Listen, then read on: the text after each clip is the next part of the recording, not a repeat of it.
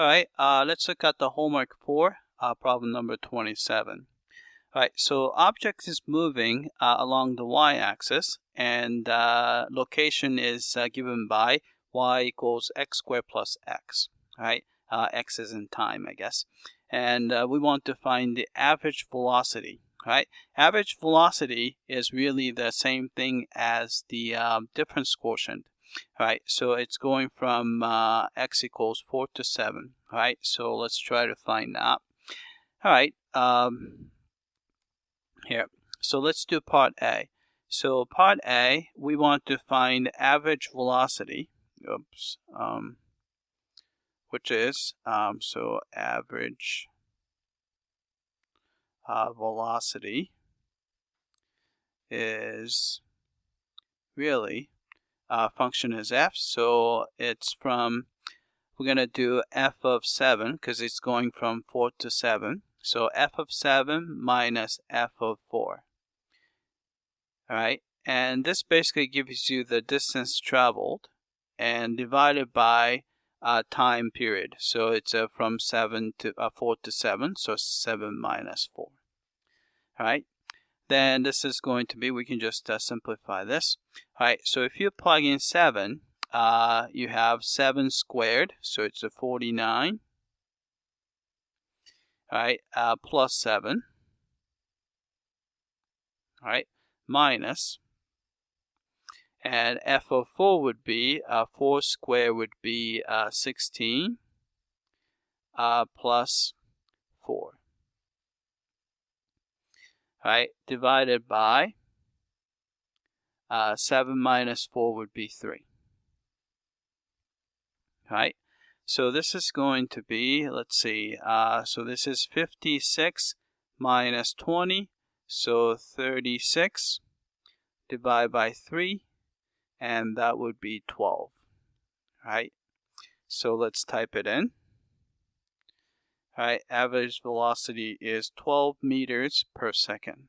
Alright, so we got that. So that was part A. So part B, we want to find the average velocity from 4 to 4 plus h. Alright, so it's really the same thing except that instead of 7, we're going to use 4 plus h. Alright, so part B. Alright, so we're just looking for f of, instead of 7, we're going to use 4 plus h, and minus f of 4 over, instead of 7, you have 4 plus h, and a minus 4. Right? And the first thing is I'm going to just go ahead and cancel 4 there. Alright, so 4 and 4 cancel out, so you have h on the bottom. Alright, then here, we have to compute the f of 4 plus h. Alright, maybe I'm going to do it on the bottom here. So what would be f of 4 plus h? Alright, so every time we see x, we put 4 plus h there. So x squared, so it's a 4 plus h squared. Plus x, so we're going to have to put the 4 plus h. Alright, so if you multiply it out, you're going to get, let's say I'm going to go down here. So 4 squared, 16, plus 2 times 4 times h, so it's 8h, plus h squared. Alright, plus 4, plus h. Alright. So we can just simplify this, right? So collect the like terms. Let's see, h squared, that's actually by itself. So you have h squared.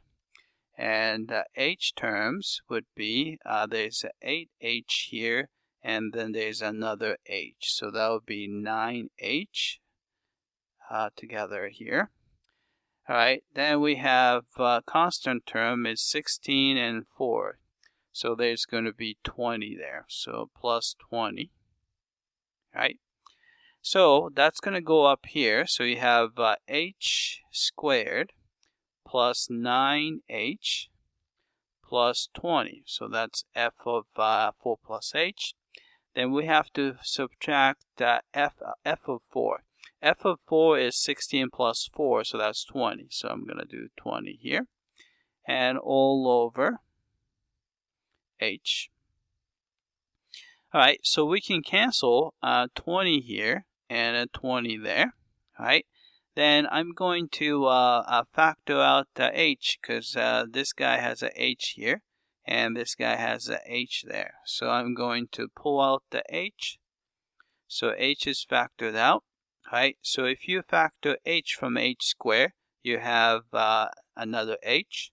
If you factor h from 9h, you're going to have a 9 left over. Right? Then we divide it by h. So we can cancel h here and the h there.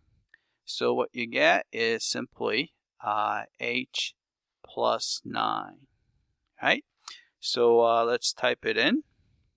So we get h plus 9. Right? Check the answer. Right? We got that. Right? So if you want that instantaneous velocity, that's really the same thing as the derivative at that point. In this case, x equals 4. So we just have to take the limit of the difference quotient we just found. Right? So it's going to be c. Right? So we take the limit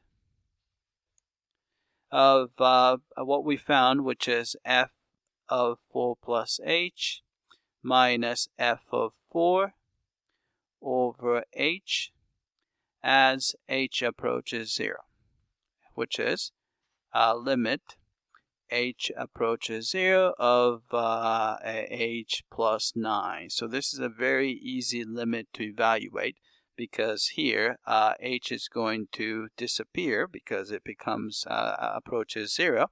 So you just have 9. All right, so let's type it in. So this is 9 here. All right. All right. That's it. I hope that this was clear.